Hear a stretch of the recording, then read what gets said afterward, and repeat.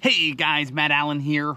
Welcome back to Tactical Bassin. Today we're diving deep into the world of fall jerkbait fishing.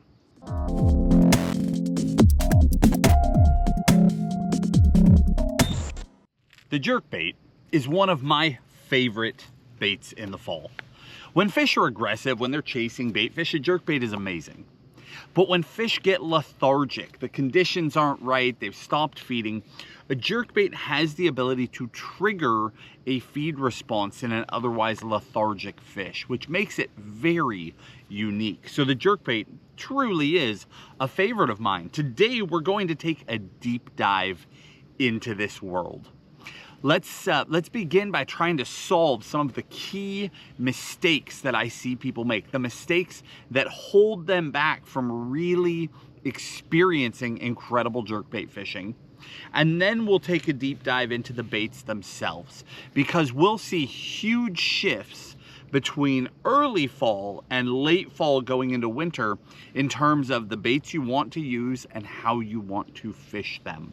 In the beginning, we're talking about baits with a lot of flash, a lot of vibration, essentially baits that capture the fish's attention. Very distracting, obnoxious baits. As we move through the weeks and through the season, the baits will get more and more subtle, and they need to be more and more refined as we go into winter in order to still be effective. You also need to refine your technique dramatically to consistently catch them in the winter months. It's an incredible tool in those colder water months if you understand how to do it right. With that, let's jump into it. Let's start with two baits. Just for the guy who doesn't want to watch the whole video, because again, we are jumping down the rabbit hole today. So we'll start with two quick baits. For the guy who doesn't want to do this entire thing, you just want to know, what should I go out and throw? I want to catch a fish on a jerkbait. Give me that. I'm on my way. Let's start right there. Then we'll jump into some of those mistakes. Then we'll really deep dive into the baits, hooks, rods, color theory, all those other things surrounding jerkbait fishing. So for the guy who only wants one, it's this bait right here. This is made by Megabass. It's called the Vision 110. The Vision 110 is the gold standard of jerkbait fishing. If you were to ask anybody what is the one bait that all other baits are put up against, they are judged by, it is that bait, the Megabass Vision 110. That color is called matte shad. If you were only going to have one jerkbait just to go out, throw it from time to time and try to catch fish, if I was going to gamble on a bait, that's the bait right there. So for the guy who doesn't want to know everything, you just want to try the basics, there it is. Now, I did mention we were going to start with two baits. For the guy who just wants to take it one step further, let me introduce you. It's another Megabass bait. This is the Vision 110 Junior, so smaller, +1. Megabass Vision 110 Junior +1. So a smaller bait with a longer lip. This specific color is called Kasumi Ito, and over the last 2 years has become one of my all-time favorite natural colors. These two baits will essentially cover your bases for the vast majority of things you will ever need to do. Now, of course, for the next half hour, 45 minutes, I'm going to do everything I can to help you dial in your jerkbait fishing to a whole other level. But for the guy who doesn't want to do that, right here, you can cover everything shallow, everything deep. You can fish them fast and aggressive while the water temperatures are still up. You can slow down, you can fish them very slowly and methodically in winter. You will do remarkably well with those two baits right there. That really is all that you need. You can hit the road. You can be done right now. Check out, you are good to go. Now for everybody else, let's dive into the world of jerkbaits. Let's start out with some of the mistakes that I see. The biggest mistake, the number one mistake I see that holds people back, because we see it all the time. We'll talk to one guy and he loves a jerkbait. You talk to the next guy, he can't catch anything on it. How's that possible? Well, it's because a jerkbait is not very intuitive. So one guy understands cadence and how to work it, and the other guy doesn't. These, unfortunately, look a lot like a stick bait that you would see used in multi-species fishing, i.e. you would take one of these baits, throw it out, and just steady retrieve it. And a lot of people do that. Now here's the irony. If you do that long enough, it will totally work. You'll catch fish on it. And that's why the mistake is so well hidden, because the guy who has never found the magic in a jerkbait does still catch a fish or two. So he feels like he is doing it right. He just doesn't see the magic that everyone else talks about. Listen, there is a very specific way to fish a jerkbait if you want to smash them. This bait is designed to be fished in a slash approach. We don't want a steady retrieve. In fact, we want zero swimming at all. We want dead stop to harsh movement. Dead stop, harsh movement, okay? We want these baits cutting and darting and walking, and most important, in between those motions, we want nothing. We don't want motion followed by a little bit of pulling. We don't want that. Now, if you do that, I'm not saying you'll never catch a bass. You will. You'll catch some. But if you want to dial this thing in, if you want to smash them, if you want to understand why some guys' eyes twinkle when the word jerkbait comes up, it's the guys who understand how to do this effectively. Because what we're doing is we are triggering a feed response in a bass, and that is when the technique becomes special. So the number one mistake that I see people make is they don't understand how to work the bait. I just explained the basics of it, but here's the specifics of it. It's all in how you work your rod and your reel. So we are going to be twitching this bait with our arm. We're hitting that bait. Wham, wham, wham. I use a mix of 1, 2, 3 rips of the rod. So 1 or a 1, 2 or a 1, 2, 3. And then I pause. 1, pause. Maybe just another one. 1, pause.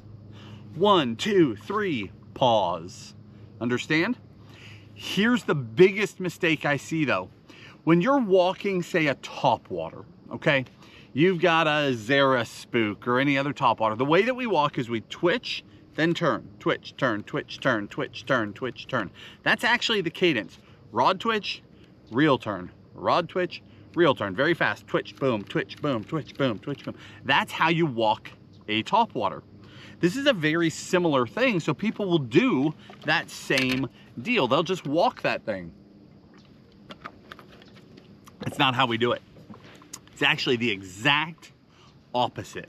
Stand that on its head. We take that rod, and every time we twitch, we also turn the handle in the same moment. They turn together. So walking the dog is twitch, reel, twitch, reel, twitch, reel, twitch, reel. Working a jerkbait effectively is both at the same time. And when we're not moving, we're doing nothing. Together. Twitch, pause. Twitch, twitch, pause. Twitch, pause. The reason for this, the reason this is so important is that when you pause your jerkbait, again, you want it to dead stop. So if you twitch and then you reel, there'll be a little bit of at the end. We have filmed countless hours of underwater footage. Tim and I, for more than a decade, have been filming underwater. And what we discovered over and over and over is these fish would run up on a jerkbait so aggressively. And if it just turns, boom, they hit that thing. But if for any reason it gets a little swim in it while they're watching, they just boop, instantly lose interest. That magic, that trigger, that feed response inside them stops. Something throws up a red flag and says, this is not what I thought. And they're done.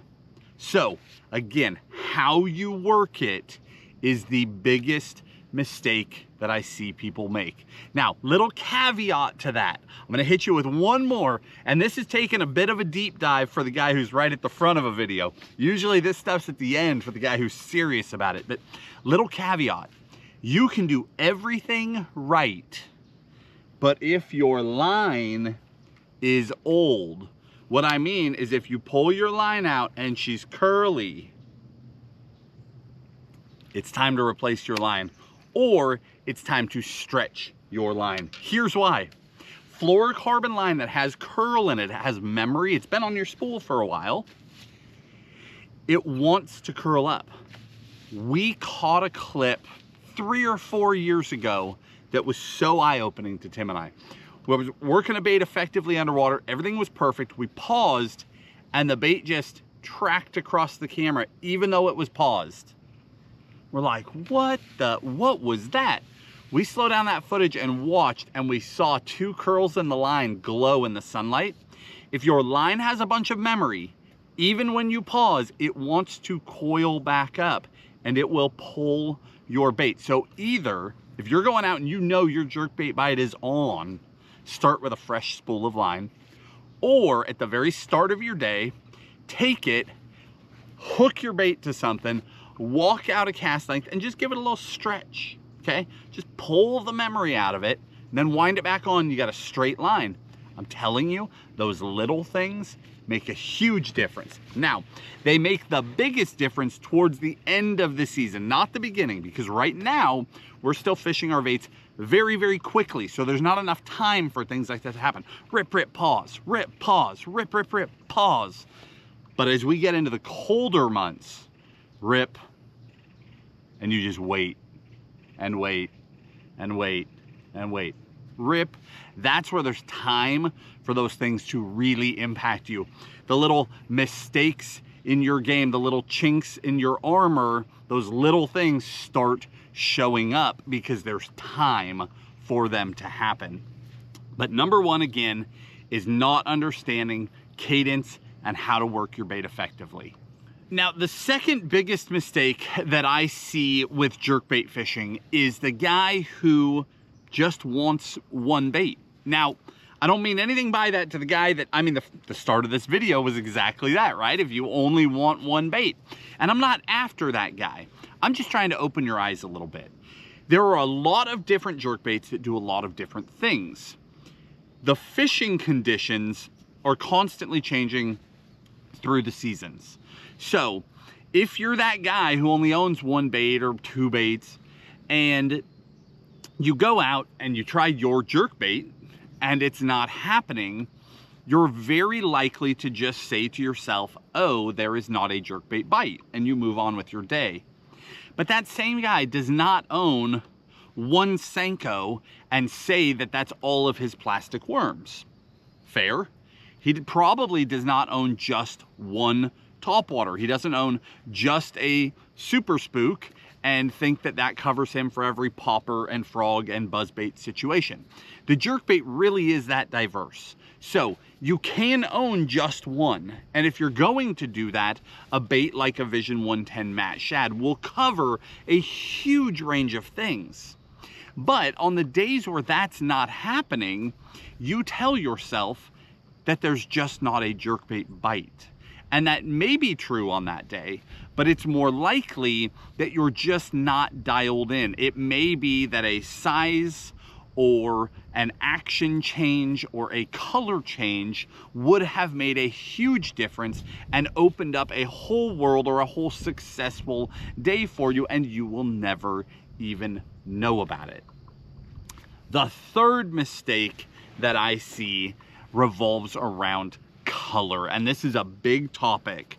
The biggest thing here is that your natural colors, like a Matte Shad, a Kasumi Ito, here's a couple more, very natural type colors, right?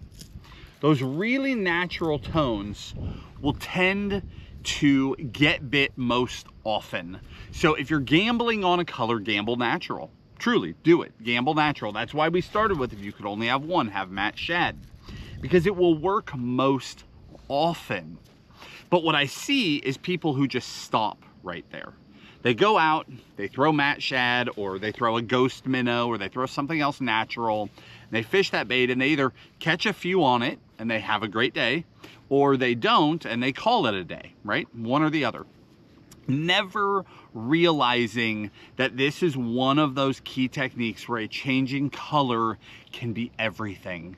It can open up the doors to a whole new world for you. What I mean by that is I will always start natural. And sometimes I catch a really big one on a natural color. I do. Some really big ones have come on natural colors. But I've caught more of them on the exotic colors, the bold colors, the bright colors. Things like, you know, your gold tones, like a Western clown type color. A lot of the chartreuse tones.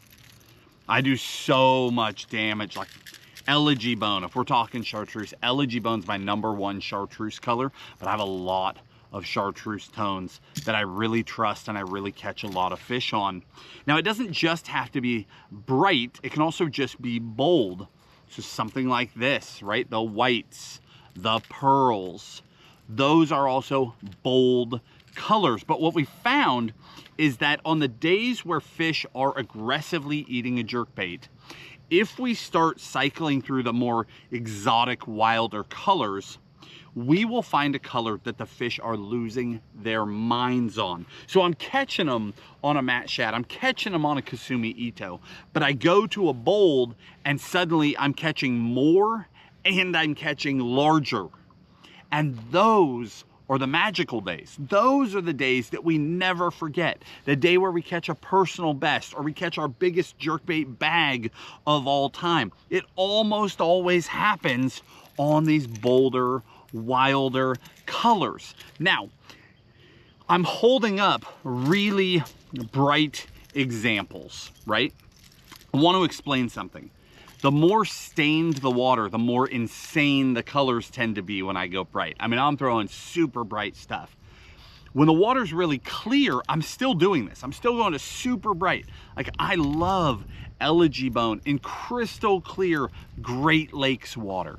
I do. I smash them on it some days. Again, not all days. They're far more likely to bite this.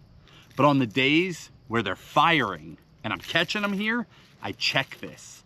Because on the days where this is happening, again, I catch more and I catch bigger. I take it to a whole different level and I have one of those lifetime days. But the other thing I want to bring up is that adding that chartreuse to your bait does not have to be a wild, super bold color. You may take your Tennessee shad, but switch to a matte Tennessee shad with that little chartreuse tail shot on it. Sometimes in really clear water, just that little bit of chartreuse or that, let's see, little bit of orange. Yeah, here's a great example. See that belly where we're white? We got a little chartreuse shot there, but we're white here, we're pearl. Here we've got that little orange shot to the belly.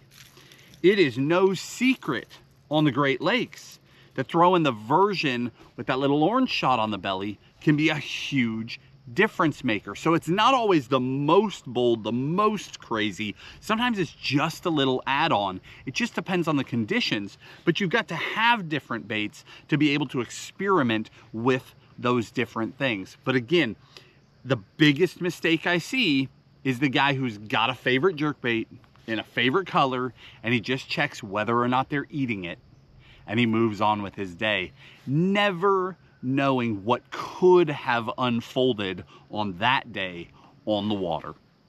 All right, that's enough of the mistakes, okay? Let's jump into the baits and let's talk about how they change through the season as we go from warmer water with more aggressive fish to cold water with more lethargic fish.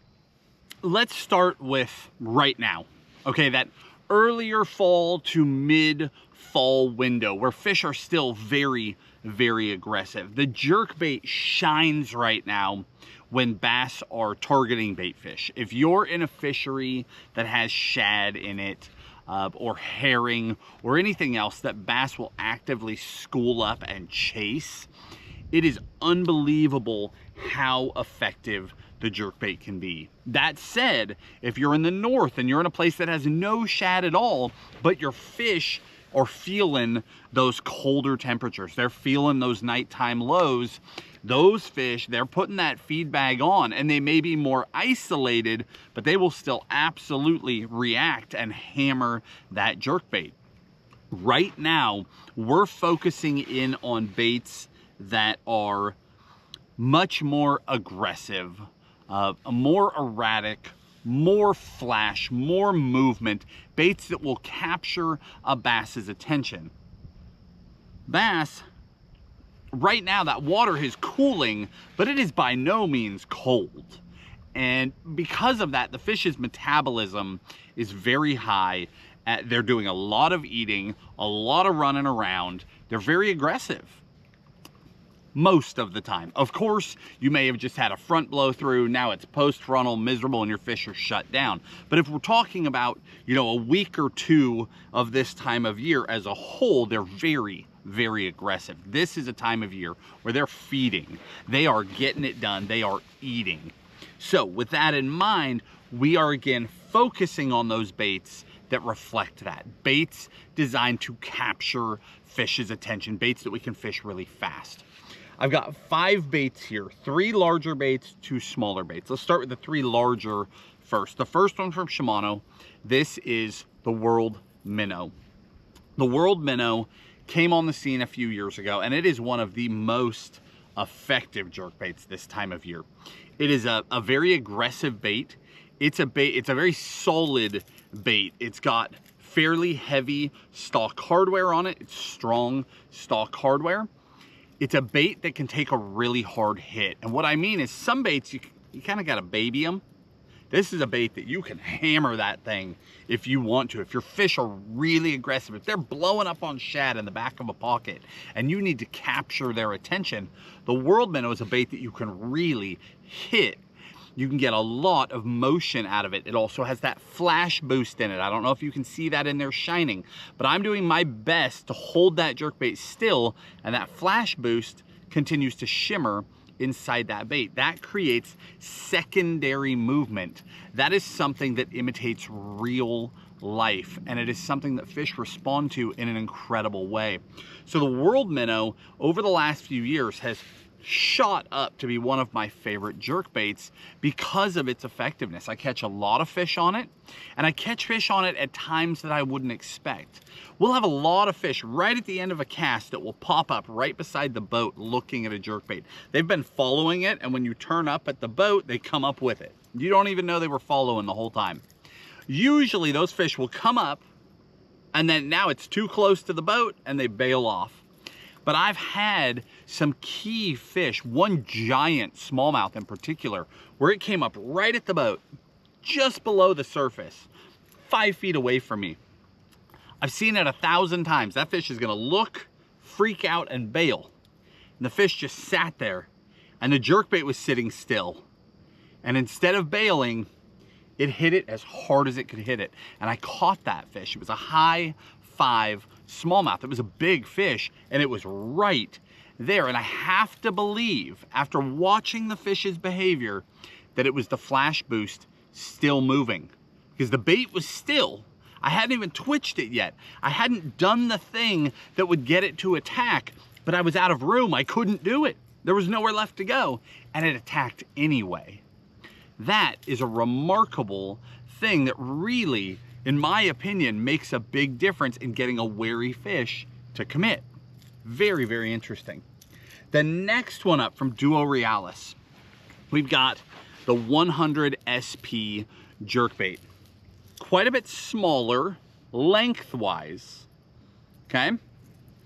But a very solid bait. What I mean is it's a thick, full-bodied bait. It's got more of a tinny sound to it. And most importantly, it has excellent stock hardware. You are changing nothing on this bait out of the package. You are opening the package and going fishing. This is a bait that, again, if they're on bait fish in the fall, actively keyed in on a school of bait, and you need to capture their attention, it's a higher pitched, super hard darting, super aggressive bait that can get a fish's attention. It is only a 2 hooked bait. Notice here we have 2, here we had 3. The biggest difference here is that a 2 hooked bait will make harsher slashes. So a 3 hook bait, a lot of times I'll throw 3 hook baits because I just believe those 9 hook points, right? 3 treble hooks, 3 points each, 9 hook points, give me my best shot at hooking a fish that slashes on the bait. Especially in the cold water months, you're really going to see me dial in on those 3 hooked baits, because a lot of times those fish will eat it on the slack, on the pause. I won't even feel it, and I'm very reliant on the treble hooks to do their job. But when I'm fishing aggressive, rip, rip, rip, rip, rip, rip, rip, rip, rip, trying to get a fish to lash out, that's a different animal. We want the bait to be as aggressive, as flashy, as much movement as possible. And that bait is incredible for doing exactly that. And then the third one, from Rapala, we have the Maverick. The Maverick is a really interesting bait. That's the Maverick 110. Stock hardware is stout. It's excellent. Do not change that out. Fish it straight out of the pack. Now, it's actually one of our tactical family guys who really dialed in the Maverick over the last year or so. Jesse out in the Pacific Northwest.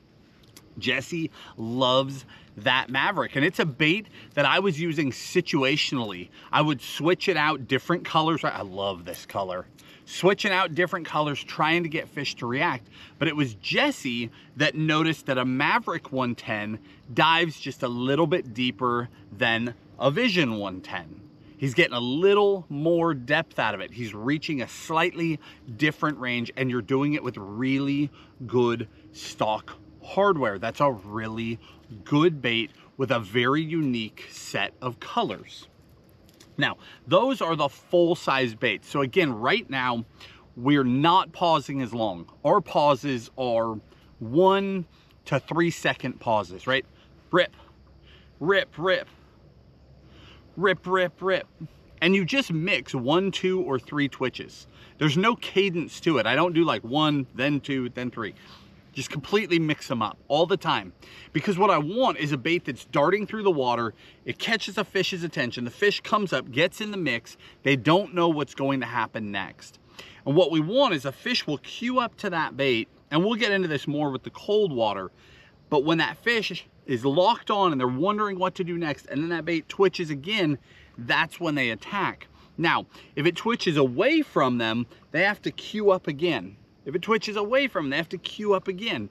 So that's why I'm always mixing, because I don't know which way a fish has come from to reach the bait. But if I'm mixing in the number of twitches, the next one's 2 twitches, right? It twitches away, then back, and suddenly it's broadside in front of them. And that's when they take that shot and strike that thing. So again, we're trying to get fish to interact with our bait and get our bait to turn in front of them. And that's when we'll get that moment of commitment. And again, we'll go much deeper there as we get into the cold water months here in just a moment, because how we work our baits, how long we let them sit, what we're trying to do becomes much more important. Right now, we're focused entirely on getting an aggressive fish's attention. Now, those were the 3 full-size baits. Let's talk about 2 more smaller baits. Again, this is 5 different baits for fishing right now, but you don't need all 5, okay? If you don't know exactly what size bait fish are in your water, get one of the larger, one of the smaller, and call it a day. If you do know, you can focus in on just the larger or just the smaller and just focus on color. But having some options makes a big difference. So I'm trying to explain the differences between each of these baits for you. That way, if you're going, yeah, my bait fish are smaller in my lake, I never really see those big, they're not eating gizzard shad, they're not eating shiners, they're not eating herring, they're eating little threadfin shad in the fall. Okay, focus on the smaller baits. I've got a couple options and I'll explain the difference, right? Same with those bigger options if your fish are eating those bigger bait fish. So first one up from Jackal, this is the Re-Range. The Re-Range historically is one of our favorite jerkbaits for this time of year, if not the favorite jerkbait for this time of year. We really got away from it a few years ago when Shimano came out with the World Minnow because of that flash boost in there. But this year, Jackal came out with a new size of the Re-Range. This is the Re-Range 95, and this is amazing. So the Re-Range has always been on our list because of its body shape and what that shape creates. So the top of the bait is much wider than the bottom of the bait. The belly is relatively thin, the back is relatively wide.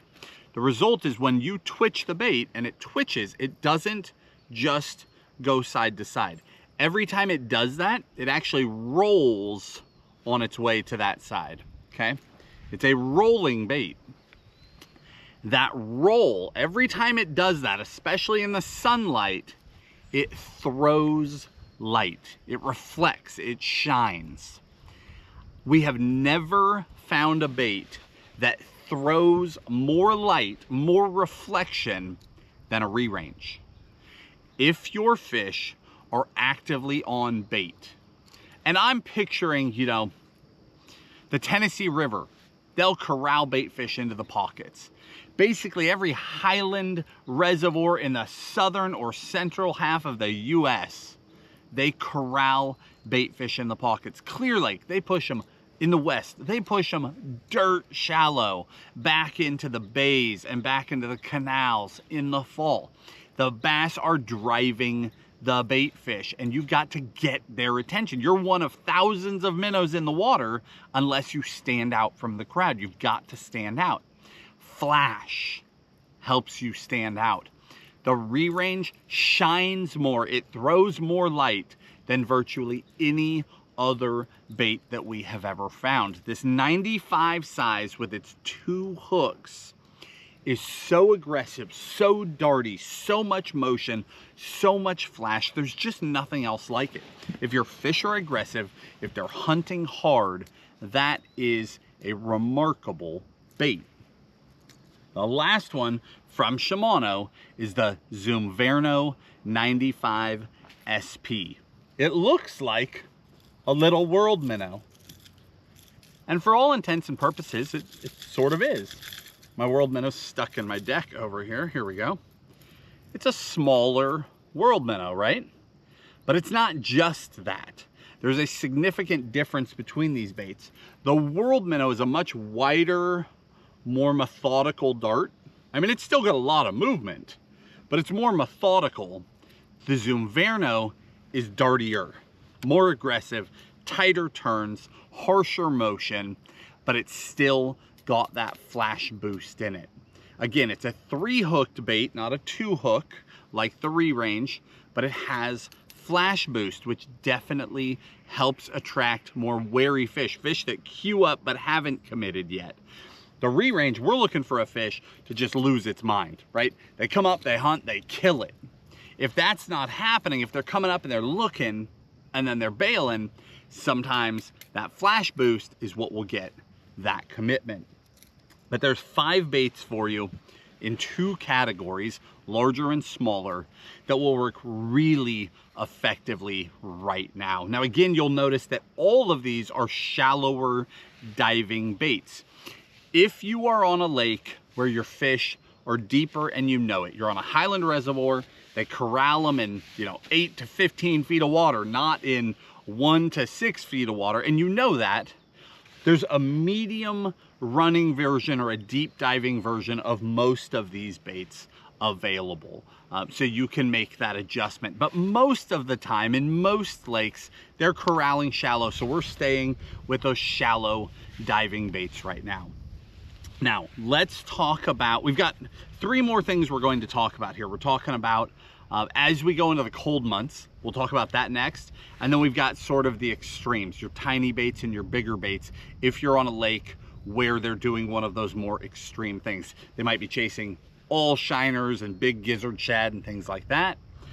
Or you might be on a place where it's just super hard to get a bite and downsizing seems to make a big difference. We'll talk about that.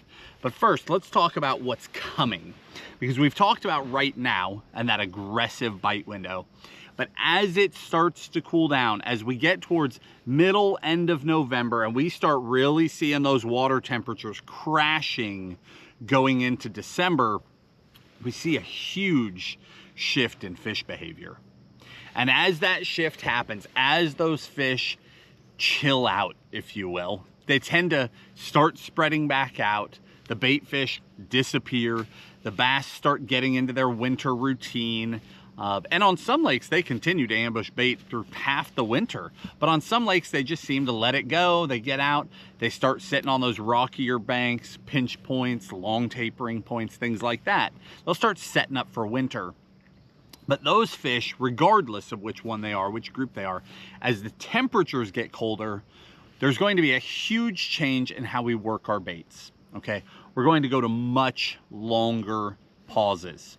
So right now we're twitch, twitch, twitch, twitch, twitch, twitch, twitch, right? Very aggressive, hitting that bait hard. What's coming next is the little motion. Pop, pop, pop.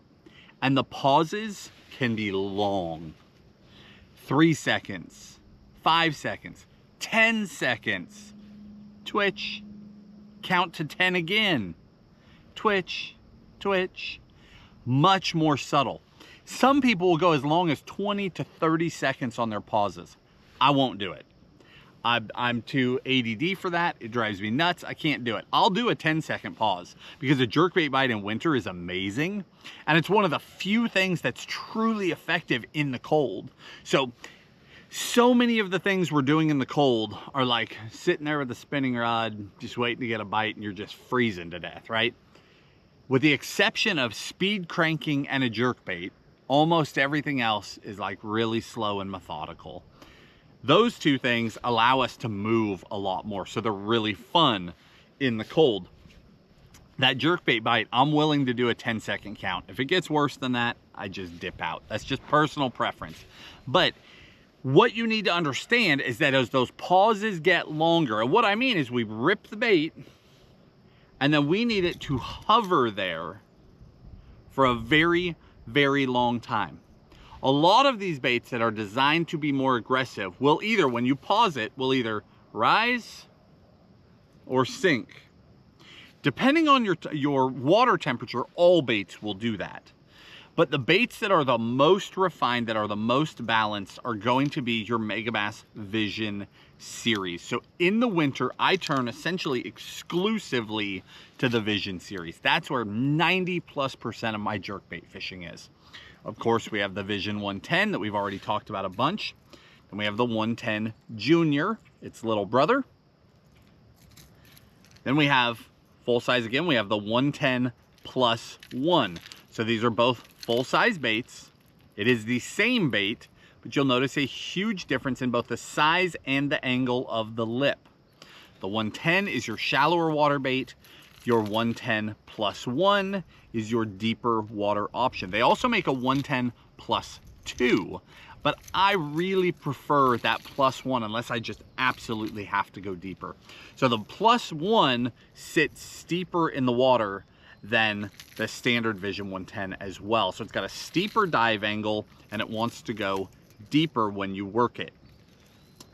We also have that plus 1 in the junior size as well. Now again, this video started with, if you could only have one, it's a Megabass Vision 110. If you could have two, you add in that plus 1 junior. It's a very effective bait. Some baits just seem to have more magic than others, right? Some baits just have that special something. That Vision 110 plus 1 junior is one of those baits for me. It has got the magic. They just, when they don't want to bite, they bite that one. It's amazing how many times that thing has saved the day for me. It's incredible. Now, let's talk about why these baits and how we fish them. So the Vision 110 is a very refined, very natural bait. The goal here in the winter is slower twitches and longer pauses. The reason why is that the bass are fairly idle unless you're messing with them in the winter. And often they are sitting on bottom. not always, but often, they're on the bottom. When I work a bait over the top of them, and then I pause, right now, warmer water, the fish just attack, right? They're aggressive, their metabolism is up, they're angry, they just attack. But as the water gets colder and colder and colder, as it goes through the 50s, into the 40s, and in some places into the 30s, the fish, it just takes them longer. So you work that jerkbait, and then it sits. And the fish will just naturally rise up. They've got a curiosity built in them, and if it stays in their territory and it's over the top of them, they will just naturally rise to have a look. But it's not this just instant attack thing. They will rise to have a look. But if I'm twitching too quickly, as that fish is beginning to rise, I leave his zone, and he's just not worth it. The fish just lets it go. But if I do a longer pause, maybe it was 5 seconds and that was long enough for the fish to get in range, my next twitch, we're playing the jerkbait game now, because it's right there, it's in his face, now he's interested, and we can trigger the feed response, and we get that hard reaction out of that fish. But again, we would have never gotten there in the first place if we did not pause long enough to give the fish time to close the gap, so that when we twitched, we didn't just leave his range entirely. Does that make sense? The colder the water, the longer the pause, to allow the fish time to get into the zone where we are actually within their striking range, and we can trigger a feed response. So that is why you'll see that 3 second or that 5 second or that 10 second or even longer pause to allow the fish time to queue up to the bait. Now, the biggest glaring spotlight here in the middle of all this is that the bait has to sit still while that happens. The biggest mistake that I'll see people make is they start messing with the hardware on their jerkbaits and they screw them up. We upgrade hooks a ton. We essentially upgrade the hooks on almost all of our baits. There are some exceptions. The duos, the Rapalas, the Shimanos, they come with incredible hardware right out the gate. But even baits with incredible hardware, as it starts to wear out or it dulls at all, we change it. We upgrade hardware constantly. I'm either sharpening or replacing hooks all throughout the day when I'm jerkbait fishing. More than any other bait that I fish year round, I change hooks or sharpen hooks on a jerkbait more. The reason why is that Tim and I found in underwater footage as we have watched bass interact with jerkbaits. The way that they strike a jerkbait is very unique. It is a long, solid bait. So when the fish hit it, they're expecting to vacuum up this shad, right? And choke it down. But that doesn't happen. It hits and it's solid and it's too wide to go in, because they almost never eat a jerkbait from behind. It's almost always a side head attack. That's the way they eat them. As a result, the vast majority of fish are hooked on the outside or right in the corner, right? With one hook wrapped around somewhere, or it's T-boned all the way across. But it's very rarely in the mouth. If it is, it's almost always in there head first, because it was a head attack. Because it's hard for the bait to go in their mouth, fish that attack it will often bounce right back off. Like as soon as they touch and it's not right, they're off. Tim and I have watched some of our underwater footage of these interactions through the years, over and over and over. What we noticed was that the speed that a big bass could hit a jerkbait and let go was remarkable. And I've talked about this before. We slowed it down frame by frame by frame, and we figured it out to the fraction of a second how quickly this was happening. It's faster than you can see with your own eye. And I'm talking big ones. We have underwater footage of like 6 to 8 pounders popping a jerkbait and coming off that thing faster than we could react. So Tim and I, out of our own insane fishing curiosity, decided to get a reaction tester. and we would watch the footage. We even knew it was coming, right? We'd watch the footage, and the second the fish would strike, we'd use a reaction tester to fake set the hook. Forget the actual motion of setting the hook, just react to a thing you already know is gonna happen. We could not physically react fast enough to set the hook on that fish. Could not physically be done by a human. That's how fast they can be on and off a bait. Now, why am I telling you this? Because I want you to understand that when that happens, the only way that that fish gets hooked is that when it hits the bait, one of those sticky, sharp treble hooks catches on its own.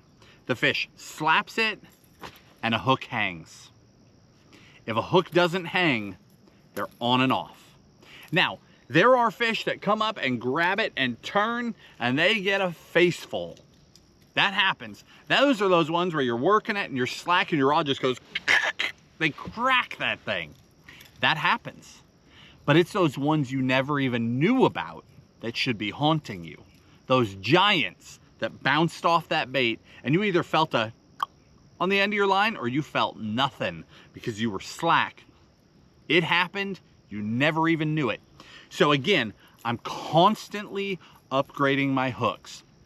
Now, you could go down this rabbit hole and truly lose your mind, because as the water temperatures fluctuate up and down, the density of water changes, and every single bait, I don't care who makes it, at the right temperature, this bait will sink in one water temperature and float in another water temperature and perfectly suspend somewhere in between.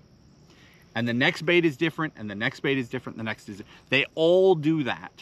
Some are much more refined than others, so one might float in almost every water temperature, right?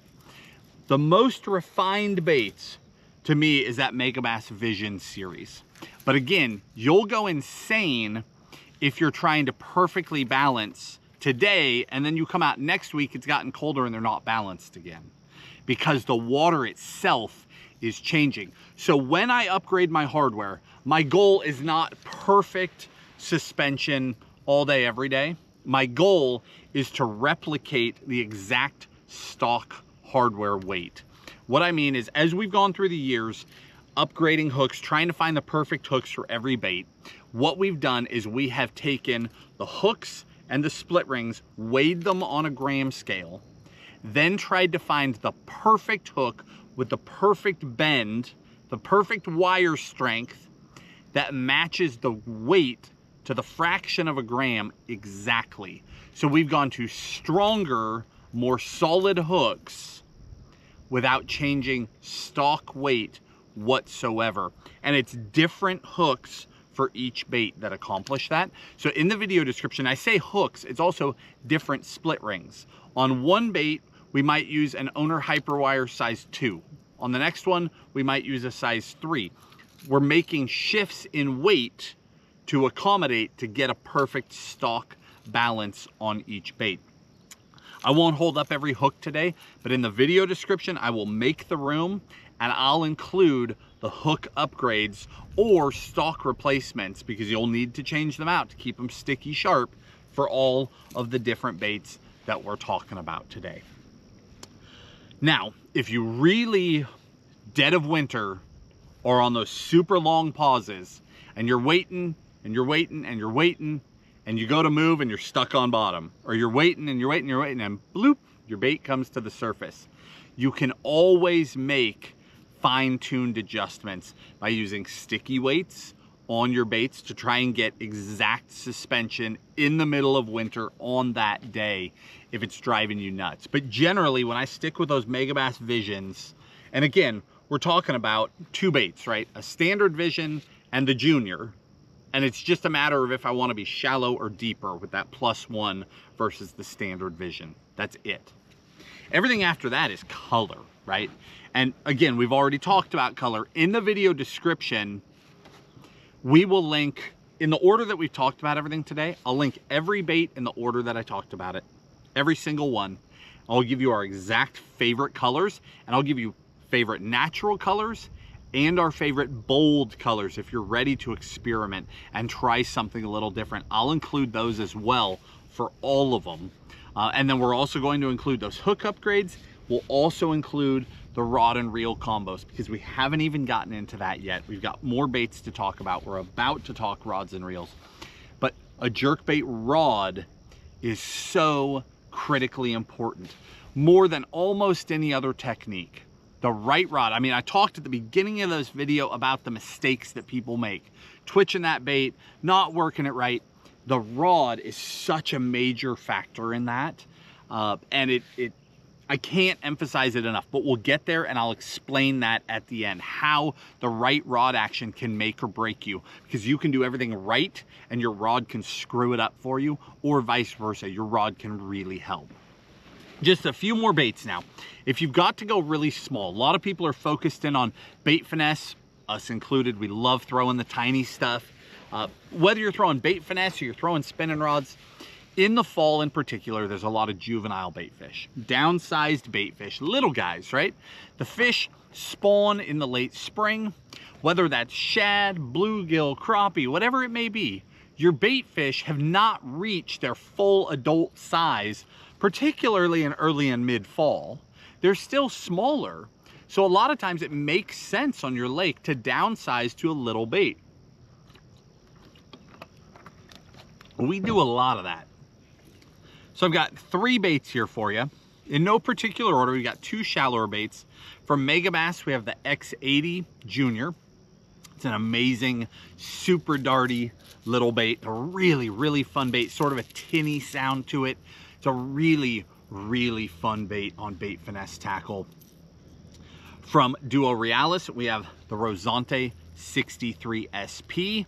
This bait, again, is super, super darty. I mean, it's crazy. It's all over the place, and fish lash out on that thing. Again, this is the 63. If you need to go deeper, they make a deep diving version of the 63, but I get a kick out of this little 57. Okay, this is the Rosante 57 MR. It's one size smaller and deeper diving. What I like most about it is that it can actually take a pretty hard hit. So a lot of times when your baits are getting smaller, if you hit them hard, they just blow out. They just don't look right. And you end up just having to baby them to get any action out of them, right? It's very common with really small baits. That little 57 MR, you can work it like a jerkbait. I mean, you can crack that thing and it takes it really, really well. Now that actually brings up one other thing. I want to back up to all these other baits. Give you one more mistake that I see people make. I'm really glad this just popped into my head. It pays to watch the entire video. You never know when something really important is going to pop up. It's so important. How you work each jerkbait is different. One bait can get hit really hard. The next bait, you've got to baby it. And you've got to play with each bait to find out where its sweet spot is. The biggest thing I'll tell you right out the gate, not talking about a specific bait, is that the baits with shallower bills on them can generally be hit really, really hard. Especially right now, mid-fall, you can crack them. Wham, wham, wham. And you'll see sometimes, Tim and I work on those baits so hard trying to get a fish to just unload. If you're going to throw a mid diver, like a +1, or a deep diver, like a +2, or in the case of some of the other brands, an MR, medium runner, or a DR, a deep runner, a deep diver, the larger the bill, as you go from a medium to a deep, the larger the bill, the softer you want to hit them. If you take a bait with a great big diving bill on it and you're hitting it super hard, they look bad. Frankly, they look terrible. They really do. The bigger the bill, I tend to hit them softer. And it's not necessarily like I barely touch them. That's not necessarily what I'm saying. But where I might crack a 110 or a re-range, really hit that thing. If I've got to go to a deeper diver, you're going to see more of like a rod snap. It's not a big pull on that thing. It's just... So I can still hit them with some force, but I make sure that it's just I barely tick that bait. And then as the water gets colder and colder, I really do just barely bump them. The bigger the bill, if you want the bait to have some dart to it, you've got to hit it softer. Just a little add-on there for you.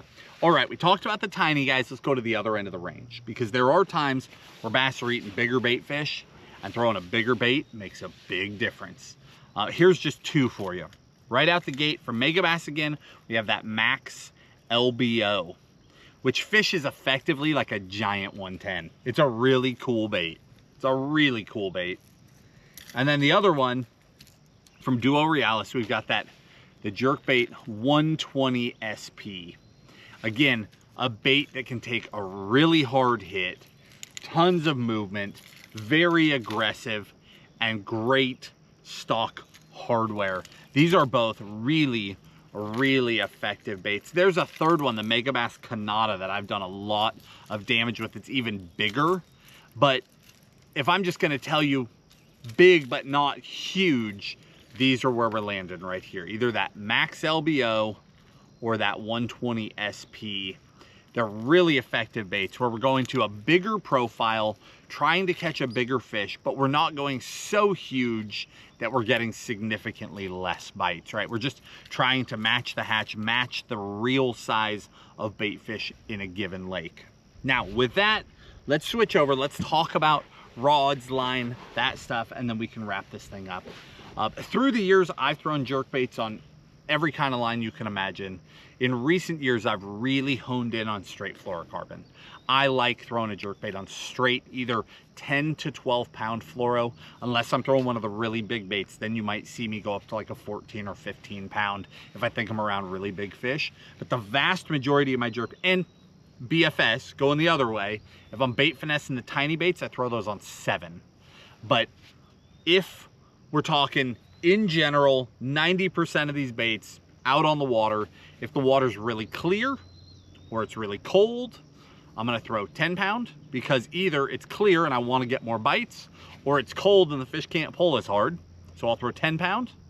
And then if the water's warmer or it's a little murkier, I'll go up to 12 pounds. Just, I can pull on them a little harder. I'm not as worried about them noticing the line. I already talked to you guys about fresh line so that it doesn't have that coil in it, or again, stretching your line. You don't have to necessarily replace it. You can take it, hook it to a fence post, walk 100 feet back, give it a couple of good tugs, wind it back on tight, go fishing, and that will eliminate quite a bit of that coil. Not all of it, but a lot of it. But fresh line makes a world of difference. Now, the rods themselves are everything. From Shimano in the X-Pride line. This is the best bang for the buck on the market. This is the 610 medium. Now that's the mod fast, not the glass rod, not the moderate rod, the moderate fast. 610 medium X-Pride.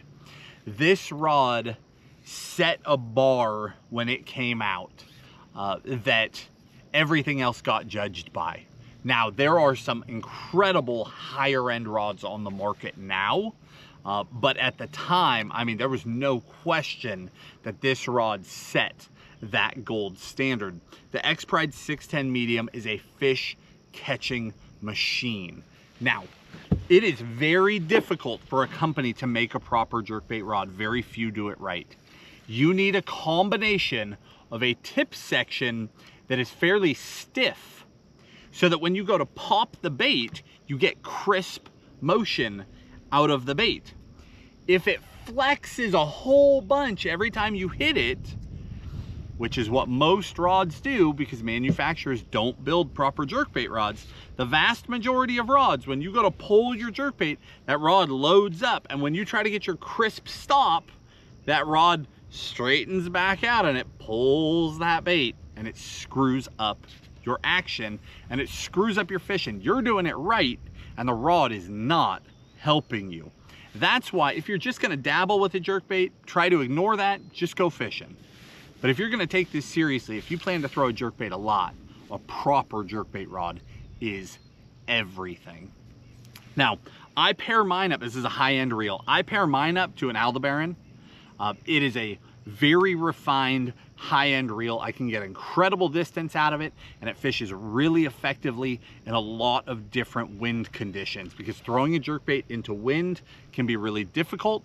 I have great success with that Aldebaran. This combo is amazing.